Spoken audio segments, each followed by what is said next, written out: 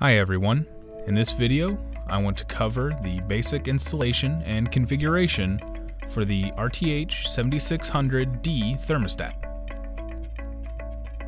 After labeling the wires and disconnecting them from your previous thermostat, mount the wall plate, level it, and secure it with the screws.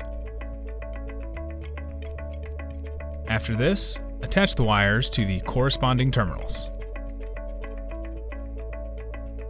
On the thermostat faceplate, remove the tab that says Remove during installation. This activates the small backup battery, which saves your system settings if you should lose power. Insert the AA batteries in the proper orientation and connect the faceplate to the wall plate. Set the time and date with the up and down arrows. First, select the day of the week, then press Next. Select the day of the month, then press Next.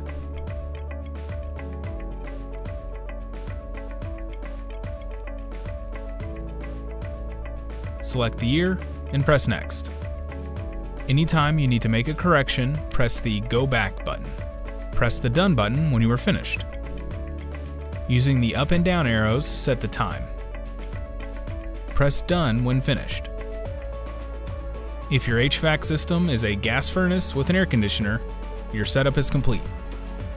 If your system is not a gas furnace with an air conditioner, you will need to access the installer menu to modify the thermostat settings. Go to customer.resideo.com and enter the model number RTH7600D into the search bar to locate the installer manual.